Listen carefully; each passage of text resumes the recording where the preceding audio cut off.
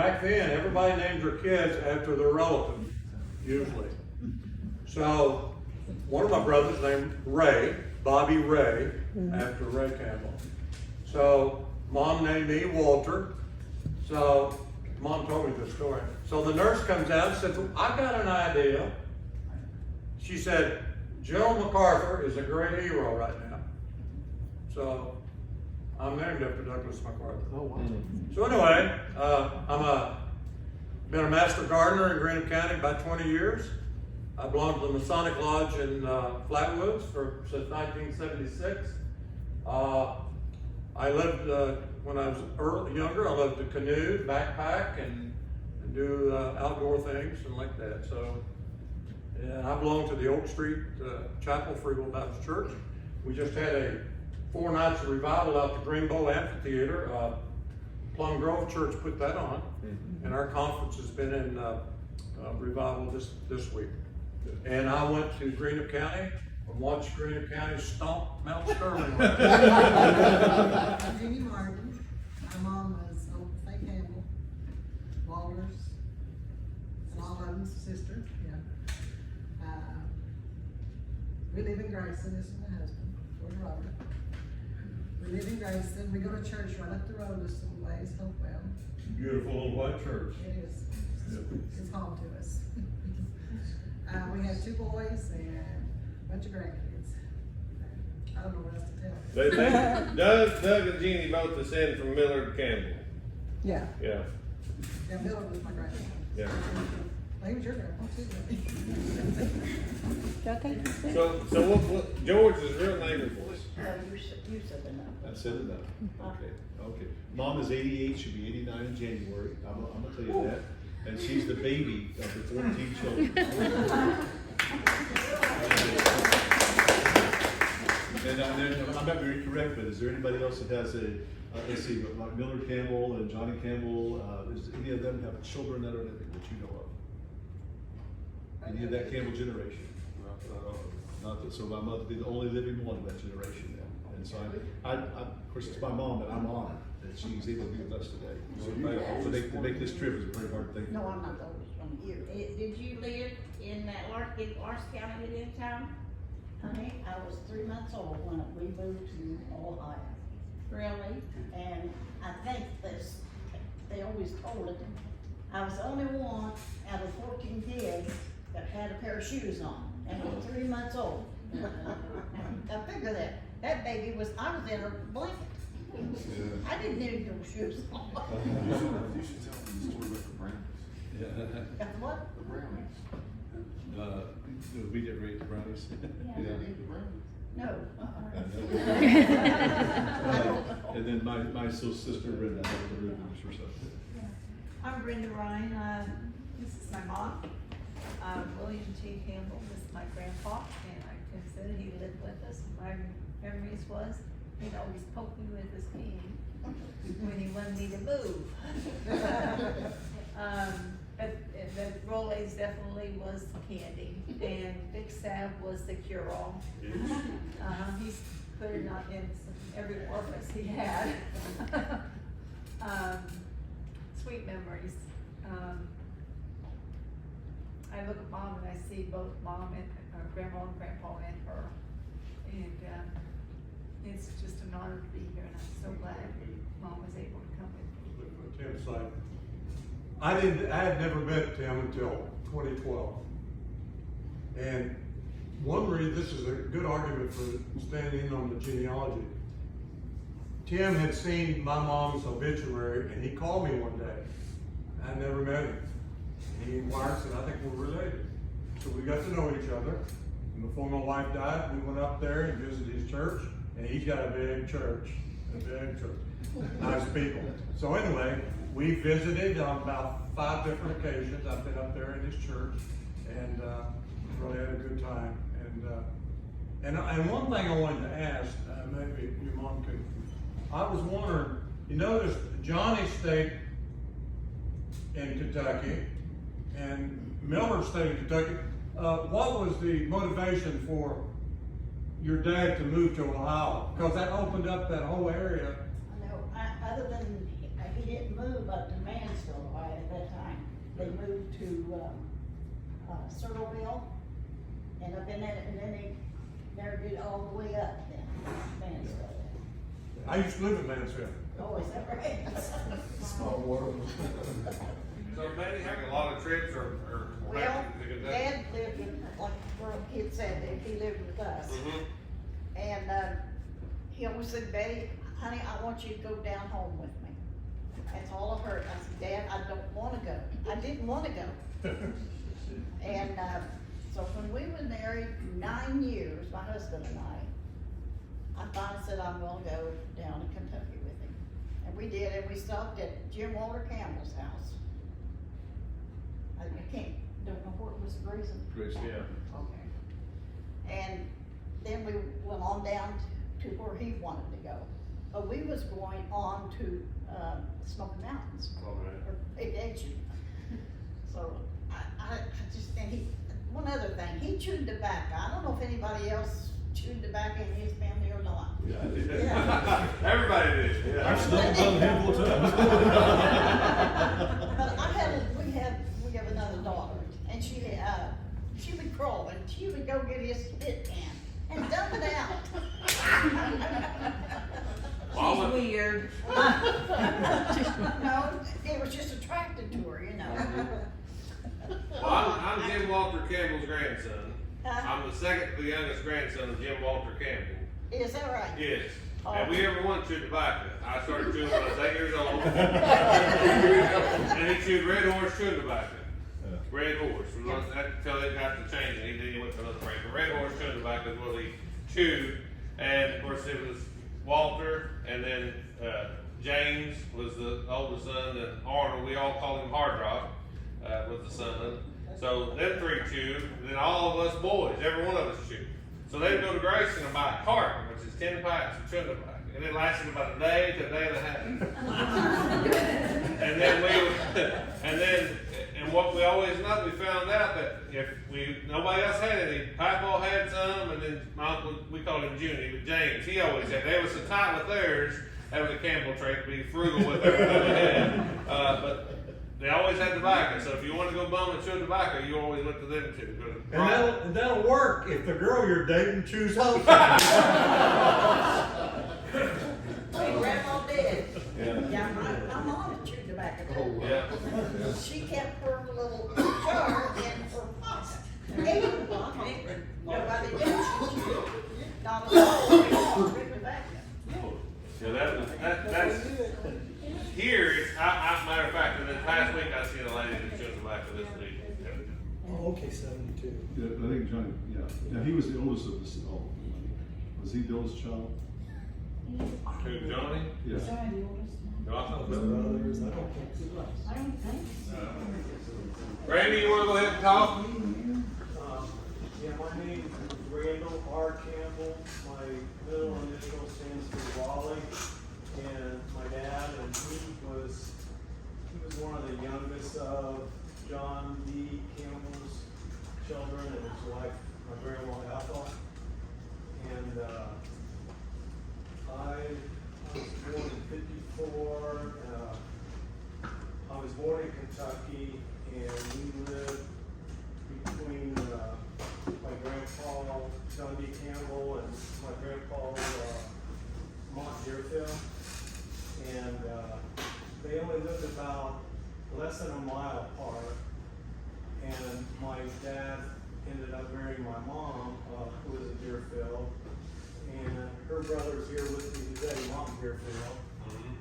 And so they were married in 52.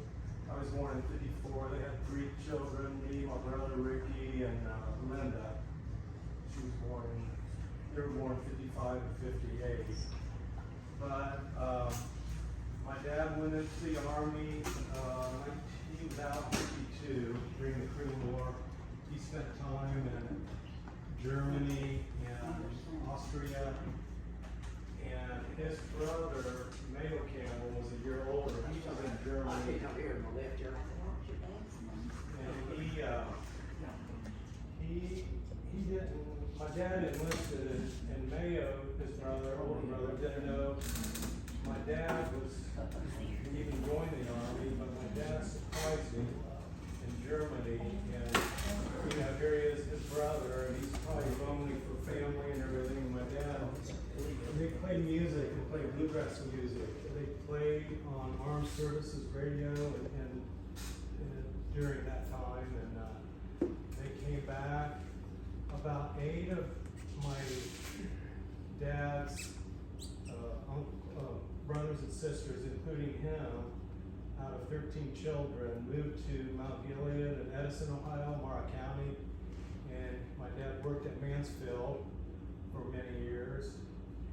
And yeah, so we settled up there because, you know, it was beautiful country. Appalachia was beautiful, but there wasn't a lot of jobs. And so after my dad got out of the army and married my mom, we went up to Ohio.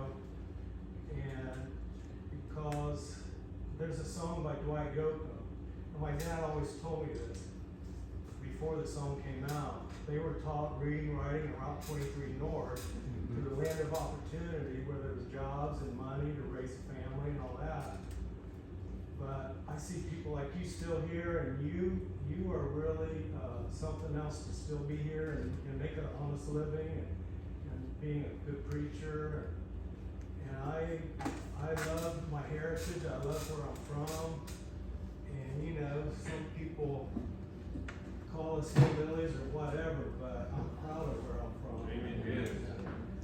Before I go any farther, I'm gonna go to Mont. Is this your wife, Mont? Okay. Is it you, Mont's wife? Yes. Okay, but I'll let you talk first. Then. But do you all like this location as far as the building? Is this, y'all like it? It's, I mean, I know it's close for me, I'm not doing it, but it's, you can't find nothing this nice for a donation. I was going to suggest the Kentucky Horse Park, but this is good. So what's your, go ahead. My name is Mont Deerfield. Grew up on Arch Creek, which is a portion of Diamond Ridge off to the side. But Sarah in the picture, Campbell's my great aunt. I'm related to all the Holbrookses in this area, Morris County, Campbells, Youngs. All the Deerfields that you ever hear of, there's 9 different ways to spell it, but we're all related. We done a research, and there's 2 brothers came into this country in late 1700s. That's where all the Deerfields come from. So, We're glad to have you. been in Columbus since '63, but I still have, my roots are still here. Eastern Kentucky. Nikki, you wanna talk?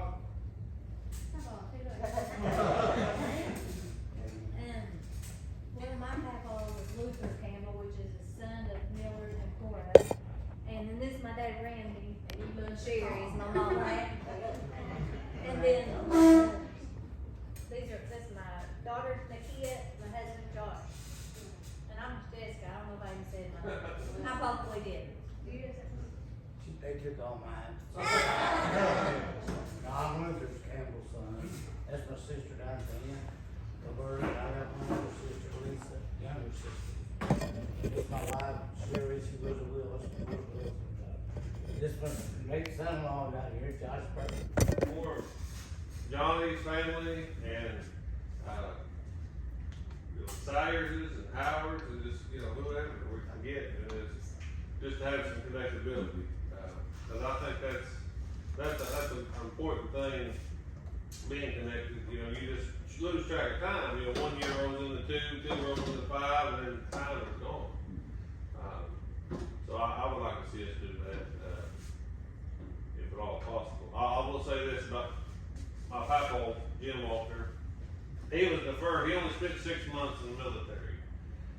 He was the only son at home. Ray and Luther were gone, and he, to be honest, he did not go nowhere. He didn't care to fight. He appreciated his time in the military. He said everybody should do that. Everybody should win. but he didn't want to leave that farm either. He loved it that much. And manager, he was one of the best managers anybody ever seen. Yeah. He could take a herd of people like this and say, now you all go over here, you go that, and I mean, just they would do work just running over top of each other. I mean, Brian, I pointed this out before, the Campbells are reserved people. mm-hmm. The Spillmans, oh my goodness. It's over there. I gotta tell this. I'm gonna tell it on the Spillmans, Okay. especially for Tim's Maybe family. somebody. I was a state trooper, very close when my grandpa was buried up there in Winfield. And then you had about 30 people in the community there for the funeral. And you had, Tim knows what I'm talking about, you had about 3 up there when they do a funeral at the house, you get 3 or 4 old-time Baptist preachers, and all of them preach. Yeah. Yeah. Well, one of my uncles had a argument or something. I don't know why he's having trouble with his wife that day. Anytime the Spillmans get together, they almost fight. And he had something against the funeral director. And you're my grandpa, and me and my wife was there. My grandpa was, they had the casket over the hole. One of my uncles picked up a stick. This was in November, cold weather.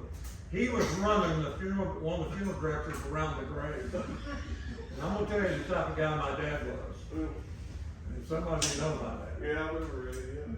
My dad's gonna stand for right, no matter who it is. I didn't know that my dad, and here I am, a state trooper, and I've got family involved, and I'm just, well, I didn't get a chance to do anything. My dad had a automatic 25 automatic pistol in his pocket. He pulled that 25 automatic pistol and was going to stop his brother from hurting that man. Here I was on one side of it. Do you imagine this? This is the fact. Here my dad has a 25 automatic pistol, and the uncle's over running around. And I'm on one side, and my mom's on the other, trying to get him to put it back in his pocket and get off to our house. And we finally got Dad off to the house. And here I called the post, got the other state police up there. Now I'm gonna tell you, now, I don't mean this in any harm. My grandmother was a diamond. So we have a joke at our house. And my daughter was with me. Anything we don't like, we blame it on the Spillmans or the diamonds. But the Campbells are, for the most part, are reserved people. And I grew up around that environment. Even as a child, you see that. The Campbells are, for the most part, are reserved people. But Spillmans and Diamonds and Should I doubt especially if they get on the, what do you call that? On the juice. The sauce, yeah. Shine. And my grandmother was a diamond. Oh, by the way, I say this too. The Adams, my Grandma Campbell was an Adams, and right out there, 100 yards from Wayne's house, if you ever wanted to find out where Cora's mom and dad, the tombstones for sandstone are in perfect condition, the names are there. You don't even have to get out of your car and you can see their name on the tombstone at Oak Hill. So, really, if one place you could say, would you agree with this, Wayne and all of it? If you want to say where the Campbells originated from, I always like to say Oak Hill. I mean, you could say Irish Creek or you could say Cherokee, but really, it would probably be Oak Hill. So you live on Diamond Ridge, Wayne? I live on Irish Creek, Irish Creek. but actually on Oak Hill where I live. Okay, yeah. There used to be a one-room schoolhouse up there, Oak Hill Schoolhouse. Okay. That was kind of the central part of the place right there. So from where you're at, do you know where Jim Campbell's buried? Old man Jim, Johnny's dad? That's, Wayne took us over there a couple years. Did you take me there? it's hard to get to. We had an ice storm up there about 3 or 4 years ago. You'd have to have a bulldozer to get to it now with a. We couldn't find the grave though, could we, Wayne? Yeah. Oh, you did find the grave? We didn't find the actual marker. I got nervous when Wayne said we're lost, and I said, how long you live here? And he said, well, the moss grows on the north side of the tree and the sun sets in the west. I said, this is not good. The day we backpacked in there at Wayne's property, You got, guess how he had to get back to the house? He called his son over to the house, cause you get on those ridges, he called his son on the house, he said, go outside and shoot one in the air. That's how we Well, maybe both of us did Listen, when you get up in Lawrence County, everybody goes to Lawrence County squirreling. You got ridge country. Now you get on up in Johnson County, up in there you get in the mountains. Yeah. But you get down in this area, you start to flatten out, but it's ridge country. And you get on a ridge and go around, you get lost. So that's what happened. You heard the gun. Well, but yeah, I would like, we've talked about this for years, I'd love to go, but I just never take the time. I would go this time of year, we was in the summertime, it was bad, it was hot that time. I had a 30-pound pack on. I remember thinking about water yet, too. I want to ask this question, because I can only speak for Miller's side, what little I know. Do we have a year, you said that Luther was the one that wanted them to come to back to us, is that what you said, Linda? I thought it was Walter. Yeah, I always did too, that's. No, it wasn't Luther, it was Walter. Yeah. All that. No, Luther went off to, apparently, Wally told me that when Luther played for the army, he went away, he come back and went to the so. And then Ray was gone, and so, I think that maybe, they have that farm out there. But anyway, for some reason, I think what Walter talked to me is coming down there and he's living the Wilcoy, working on the Wilcoy farm. And Grandpa was really sick on his head, and they had some fireplace there in the house. She said every night she see him sitting there about his car, couldn't breathe. And so he went on up the road and bought a farm up there, moved up there. That back over, you mean, yeah. And that helped. So the only reason I didn't know that they left up there at Cherokee. Cherokee. Cherokee. Are you a council? Well, I figured that Walter was listening to us for the army. And the other two brothers was already in the army. And Ross was raised up with me. So when they moved in, it's right here. Yeah, okay. So, I think he just wanted to get under someplace where they, so they'd be safe. Richmond? If you've never been there, Cherokee, where I've been on Irish Creek, in Oak Hill, but where that was at in Cherokee, where that road, I guess was pretty open at the time, but we always had to go up to Gene McNeil and they were hollering about the spring. I mean, it's really in the middle of nowhere. You could drive around that ridge, and get out of your car and look down over at the farm. You can now still? Well, before Mom died, I took her up there and looked out and drive her most of We would go, No. call it Deal Reach. The top of Cherokee Gap, is a little road You got Roberta to do yet. Yeah, I'm sorry, Roberta. You thought you was gonna get out of it. Alright, listen for Roberta. Must been pretty messed up then, I mean. Okay, I'm Roberta Isaac. My dad and mom was Luther and Jesse Campbell. My grandma and grandpa was Dillard and Cora Campbell. My husband Jim and I have been married 55 years. I have 2 daughters, 3 grandsons, 2 granddaughters, 1 great-grandson. And I have lived in Carter County most of my life except for when my husband was in the military for 6 years. And I am also one of the Campbell families that lived on the Wilboy Farm. So, that's about it. I said there's one more. This lady over here is honorary flattery. She married me. Tell me Yeah, I know, I was there that day. Yeah. Tell something good about me, Stacy. No, I'm just kidding.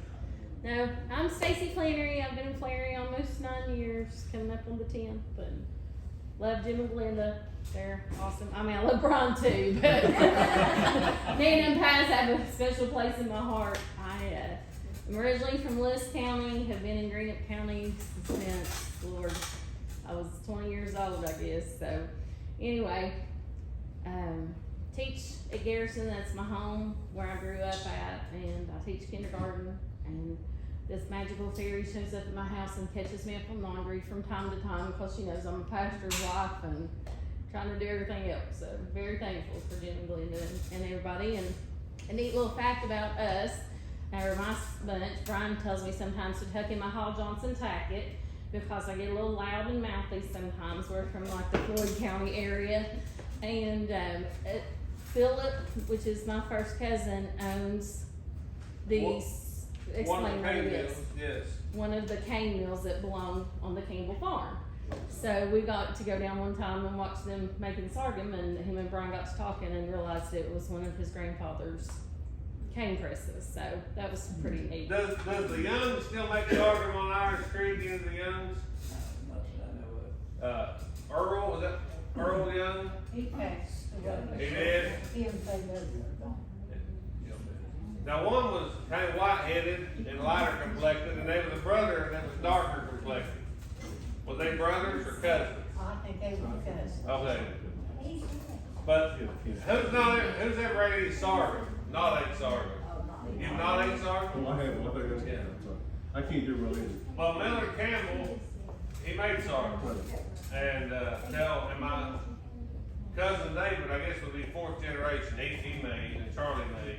But Millard made sorghum in Lawrence County, and during the Depression, they got a loan for $500 from the government. Basically, it was like an agriculture loan. They got it for $500. They took and built I know this sounds funny, but they built an outhouse, which was an actual concrete, nice outhouse frame.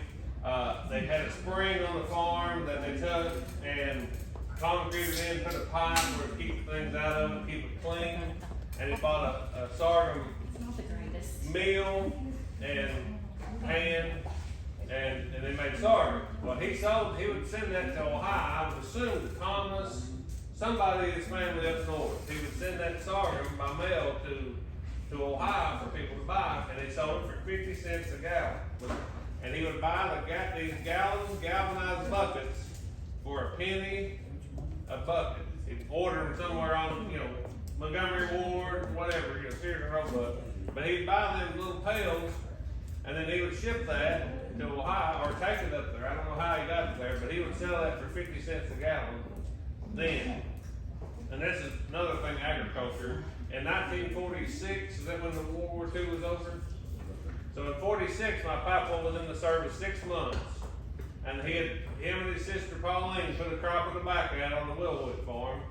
And they pegged it in with a stick. They took the plants and they measured out so far and run a string, So they set a crop of tobacco, and then that winter they sold that crop and sold good. Of course, the war times was big and things was going good. And Mr. Dillfield was talking about the Adams man. What'd you say his name? Not Pete. What was the other Adams name that you was talking about earlier? Johnny Joe? No, older, way back. Used to work for Miller, you said. There's a Martin Evans, which, but there goes back. I might have been it. But anyway, Miller Campbell, the day that Walter got home, he spent the night with Liley and Red there in Grayson. Come at daylight back to Pack Colas. And Millard and this man was chucking corn. And they shucked it by hand. You picked the ear off, shucked the shuck back, throwed it in there. And they sold then corn for $4 a dozen. A bushel, $4 a bushel. Right now, I think corn is just $4 a bushel now. You think we've progressed in some way, but you think about what they made then for $4 a bushel. Yeah, it was all hand labor, but they didn't have a $900,000 combine to pay for either. So that was good money right then, and they. So I feel very rich and blessed today to be here with everybody. And last year, I was talking to everybody like I wanted to, and it's cold, and then it was freezing. And so now this has been a good day because everybody can visit and get to know each other and put the faces to the names, and it's just been a blessing for me. And it's nice to meet everybody that I hadn't met before, and so Brian? keep in touch with me. Yeah, I want to add something to Glenda. I love all my cousins. Growing up, you're always closer to some of the others. Mom and Dad would always go down and visit Walter and Clotilde. And Glenda and I, you know, basically grew up like brother and sister. Up in Lawrence County, my dad was a self-employed mechanic. We had a 55-acre farm, but the cash flow was not very well. We had no memories of going to a supermarket and getting a buggy. We'd go to the little country store and we'd supplement that with our garden stuff. And Mom, many of the time I went out and helped Mom build a fire between two concrete blocks. She would heat her water in an iron kettle, and she would carry it to the smokehouse to a wringer washer, and then in the wintertime she'd hang her sheets out on the line, and there would be frost on them. But Walter and Clotilde and that family would sell their tobacco. They would come to our house. When we was growing up, you didn't get oranges and apples and stuff like that every day. So they would bring nuts, oranges, and apples at Christmas time to us. And Dad helped Walter on his mechanic work on his stuff. And so we were always close. And one time Walter was working he'd supplement his farm work. He was working as a park ranger over at Carter Caves. Yeah. And I had bought a little 38 pistol for Mary Ann to use, and when I was trooper. And he said, "Doug, can I borrow that pistol?" He said, "I need to carry it over at Carter Caves." I said, "Yeah, you can." So he did that. And so we have a lot of fond memories. I'm gonna tell you the one. I was getting ready to graduate from Blaine High School in 1964. It's no longer there. And I didn't have a suit to wear for graduation. I tear up every time I think of it. You all know how it was when you was in high school. The other kids maybe had better clothes than you had. You never forget these things.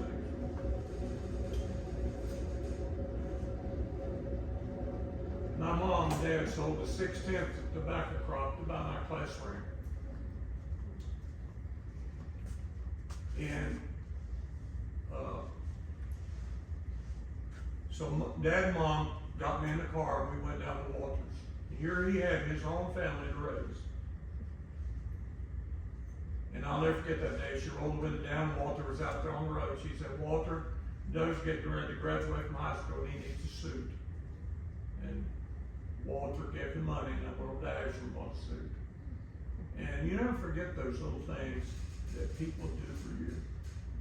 And even though I love all my uncles and aunts, it's just that when I got out of the Army, I spent a lot of time down at Walter's working on the farm. Many of the time, I was on the 5th tier hanging tobacco. I want to say this, and I'll be quiet. Used to help Walter. We'd be out there in that field at 10 o'clock at night putting tobacco that's been speared on the back of a truck. And if any of you don't know what I'm talking about, the tier pole in the barn is you hang the tobacco. The tobacco is put on a stick, and you hang it on these 2 poles to dry. Well, the 5th tier is near the top of the barn. Now, if you're up there, you don't have to handle the tobacco going up the sticks of tobacco. You know what I'm talking about? But it's hotter up there. And if you fall, sometimes you get on those tier poles and they're not nailed down, and you like you're doing a dance. And it's dangerous. But anyway, I have a lot of fond memories of getting out of the Army and helping down there at Walters. But I would like Go ahead, Randy. I just wanted to say that, I wanted to give a shout out to Mary Elsie Wellman, her daughter, Kendra. She's been friends of the Campbells, Johnny family, and my grandpa, Mont Deerfield, for many years, and like she's a treasure to the family. And Tim invited, well, you and Tim invited me here last year, I believe. And then I didn't make it. Yeah. But we're here now, so looks like this group's getting a little bigger. And I'm glad of it, yeah. Yeah. And I throw this in, Mary's a member of our church. Yeah. I was gonna say that, yeah. And it's my privilege to baptize Mary. Amen. Yeah, she's, I call Kendra my sister by name, because of Mary. Yeah. Cause you know more about my family than me. You know, as a child, I heard all kinds of stories of different types. I mean, you know, but I'll say this: my assumption is the reason, like I was talking about the '68, the reason it might not have been a trip to Ohio for a funeral is, you know, he was working 8 days a week. Papa was working work to pay for the farm, and you know. But I think now we can try to have some connectability. Like Doug said, he's the last one. My mother's the last one of hers. And, you know, I'm not saying to make it, you know, you make it as big as you want, but, you know, try to have people stay connected, because these young people, how old are you, young man? I'm 15. Yeah, 15. See, you're not, I mean, you're not gonna know who, even some of your family or some of the history about it if the older people don't share it, so. So, Miss Wellman, you was raised in Lawrence County? I lived about 5 minutes from Johnny and Ethel. And their youngest daughter, we were the same age. We both had multiple brothers and sisters, but they all left, we became sisters, so. Mildred, we just grew up together, did everything together. I was in her wedding. Her husband was like a brother-in-law. So we've always been very close, yes. Now I created it, but it's ours, a Facebook group called the Descendants of James Nelson Campbell. Is everybody on that? Anybody not on that? You're not on I don't do that? Facebook. Well, Susan is, you're not, but Susan's on there, and, I do well to get on my emails. yeah, but Greg's on it and Susan's both, so if there's anything she can show you anytime you wanna look at it, so. That's, I hate to say, that's my best way of connecting. Melvin and Tiny is the same one though. So Mom, you wanna go ahead? Okay, my name is Campbell Reunion. My dad was in Washington, but they thought that was his name, but every time he walked. And, it's been nice today to meet. I've heard his, dad talk about each and every one of the families, Uncle Johnny and cousins and all that. And never went to Uncle Johnny's a couple times, when I was little. And different ones, so it's so nice to actually connect with you today and see faces to the names that he talked about. And, Betty, I mean, I think I have never seen her until today, but to me, I know the wrong because of her dad. Uncle Thomas was, he was there for my dad when stuff happened in his life. And, there was a hard time on the farm and stuff, and, he would say, come to, Mansfield and, you know, just work there, and he'd work a while. And he wanted to stay, but Dad didn't. He liked the country, you know, but, he done that a few times, and Uncle Thomas was always nice to, come down when there was trouble and, or death or anything. He came when the house burned, and, Tell us what I'm gonna say, will you tell them about that when the house burned out? yeah. But what I was gonna say about Betty is every time he came, he would give us, he gave us a picture. Mom had it, but I have no idea what her pictures are at this time, but, anyway, I remember the picture. She's black-headed and she's pretty, and she still is, and whatever, but, he would tell us what she was doing, you know, in her life, you know, she's doing this, she's doing that. So, and it felt like I already knew her, met her and knew her, you know, but he was a kind man. He would come and, when our house burned, we had this tin building. And, so we lived in that until Dad got the other house built. And it was just tin, old tin that you had to hold it where you took it off another building or something. You could see every night, the moon was shining out, you know. So he came kinda in the winter, it wasn't bad winter, but it was cold, you know, and we'd get frosty nights and stuff like that. And, so he came and he said, this is where you're living, and I said, yeah, and of course we had furniture in there, we had beds, it was dirt floor, and Mom had fixed stove and everything, and, people were so good to us, generous to us, they gave us clothes and their clothing and stuff, and he said, oh, Wilfred's dad's in here. And Dad had this big, coal stove in the middle, the building was like this, in the middle of it, and hot up through, you know, and so we went to bed, the next morning got up, and he said, I didn't get a bit cold like that. He said, this is pretty good. So, but he was a kind man. I mean, we were young kids, but he was a kind man. I remember different times that he would come, and I know one day I had to buy the farm, you know, things was rough, he lost his mom and dad and all that, and sister, and, you know, he farmed, you know, that's hard, you know, to make a living and feed the kids and pay bills off of back or whatever he did, and, but he was kind, and he always come and, he was generous, he'd come and, you know, help us, you know, and, I always looked forward to him coming, always thought it was, cause, he always had a suitcase, of course, you know, he'd bring a change of clothes, and that was so, like, he walked in with that suitcase, you know, like, wow, this is it, but he always wore his best pants, and, you know, but he didn't, to me, he didn't seem, like what we would call a big shot, you know what I mean? They walked in with a suit on, you know, he was like, he might be snotty or whatever, but, he was always kind and Dad told stories about, Uncle Johnny and all of them, I mean, it's amazing. And, wish, now I look back on it, to look back and, visited more and spent more time. I enjoy talking to this lady, she knows, a lot of history about all of them. I'm from Orange County. There you go. Even gossip. Oh, yeah. Yeah, that's exactly what I was getting ready to get to. Nobody knows anything about Howard Campbell. I know he died, it's like his funeral. You didn't go to his funeral? He lived in Marysville. Yeah. Marysville, Ohio? Can you write that down to somebody?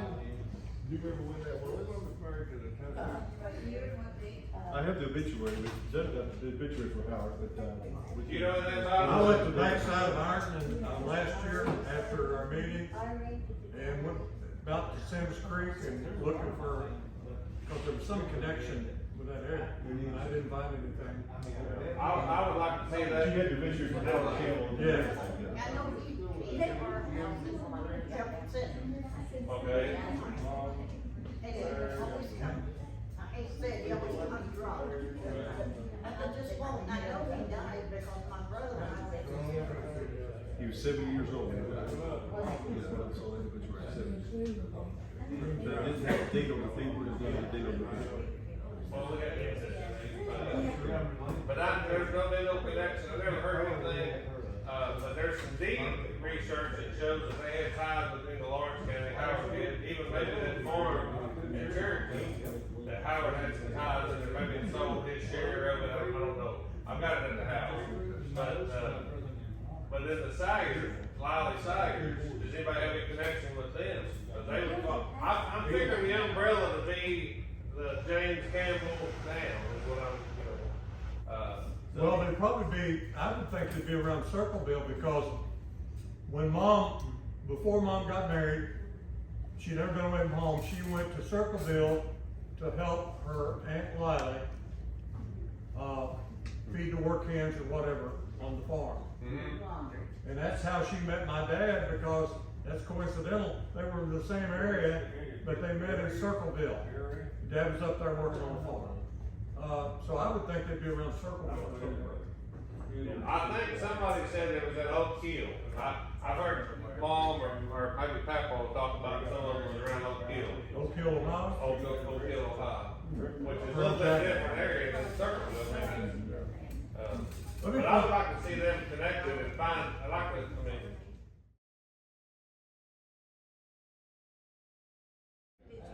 Anyway, just he stayed with us about a week. Couldn't stand it. He said, I gotta go home to my babies. He always had to go home to his children.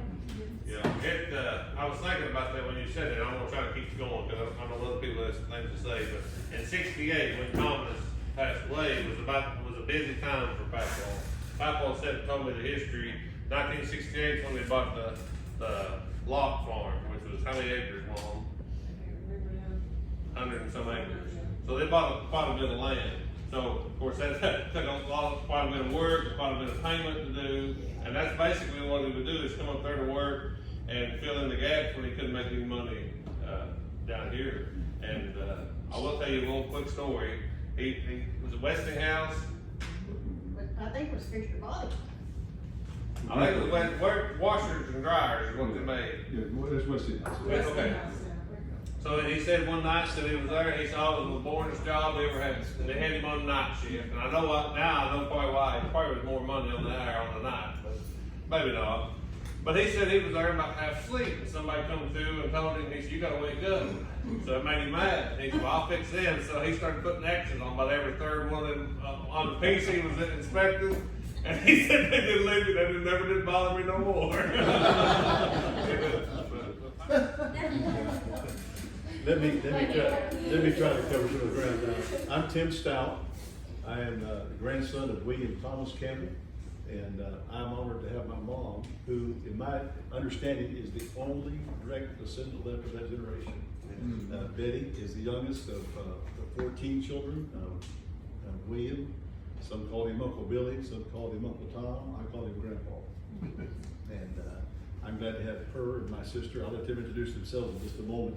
This is my son Tony, that's in Richmond, Kentucky, his wife and 3 of their children, 3 of the 4. And they just come up to see Grandma today. That's fun. But, And the food. Yeah. I'm a pastor of a church, Pastor Heritage at Freeville Baptist Church in Columbus, Ohio.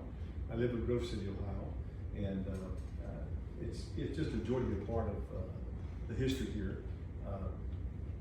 I have a lot of memories of my grandpa, and because he lived with us. And you don't say some things out loud today because people don't understand it. But when I was a little boy, my grandpa and I shared the bed because we had a full-size bed. So I got close to my grandpa, and there was things that he did that I'll never forget. One of them was hiding the Rolaids in the cabinet, and I thought they were candy. And so I would ask you if I could get a piece of candy, and he'd give me a roll. And I remember that. He said, "Don't tell your mom." And that's what he would always say, "Don't tell your mom." One of the funniest ones was we'd go to church and come home, and my grandpa asked me one time, he said, "What did the preacher preach on?" I said, "He preached on hell." And he said, "Oh, son, don't say that out loud. Your mom will wash your mouth. That was so." And so that's the kind of memories that I have. My grandpa, I found out, was a comical character of a being. I didn't really know that much about that, but he had some comic about him, and maybe that's where I get some of mine from. I don't know, but it's a joy to be here today with you all. Thank you for letting us be a part of this. Mom, why don't you say something? I want you to say that. My dad was Odie Campbell, and my mama was Thelma, and we all lived out around Irish Creek, Wayville area. And there were 6 kids, and there's 3 left, me and my brother Alton and Sharon, and that's about it, really. And they go back to Johnny Campbell and Ethel Adams Campbell. If you want to, I'll let it I don't really don't know that special about me, I don't know what to say. But yeah, they and Bud knew one, our parents. Lived down on the hill, that White House on the hill, that's on the hill. We lived down on the hill, we were the last of the Campbell's family to live in it. Okay. Millard, there's a picture, this picture right here is what that part was taken when they moved in. And those are the ones that was living there up there, I think. Do you know, I don't know for sure the year, but I think it's about 45 or something. 44, 45 in the wartime, I know that. Yeah, I just, I didn't know if, cause Luther was the one that insisted they moved down there. And, from the farm that they had up on the Cherokee. Thought maybe, I don't know if Luther, stayed, he left as soon as the war started, and he was there after it ended. So he was probably still gone when they moved. Ray was gone, and I think maybe Walter was getting ready to go to the military and he wanted him to be young. And so he found a place where to go with Walter there. And it's, Ray's wife. She lived upstairs. And, so after, Millard and Warren on the farm on it, where, Glenda's family lives, Glenda's family moved into the house. Okay. And when Glenda's family moved out, Luther and Jesse moved in. And when Jesse and Luther moved out, our family moved Oh. in. Yeah. And so, we were the last family to live there. Mom was, we were all married, let's see, what year was it they moved out? 95? No, I got, You ever in the nineties, when they went out by you, moved out there? no, they moved down over the hill there, you know, at the Wheelway Farm. Yeah. Had a trailer down there, and, I don't remember how many years they lived there. We were all married when they moved down there. And then, after all that time, Henry Wilhoit had the house tore down. I love the old house. They love that old house. Oh, yeah. And there's no reason for him to tear it down. I don't know why he did it. There's a lot of Well, if history you in remember, there's a lot of termites out there. it. Oh, was there? So I know it's put it in new form. Remember snakes that can get out of the wall. But still, you know, the Rupert family Still up there. lived there, you know, but anyway, he tore the house down, so we were the last family to live in. You know. So Linda, that house was, before the Wilhoits was the Rupert, the actual Rupert family lived there too. Yeah, the Rupert family, Because Calhoun Wilhoit's father-in-law was a Rupert, correct? right? Yes, that's what I Yeah. thought. And he was the president of the, First National Bank. And that's when they moved to town.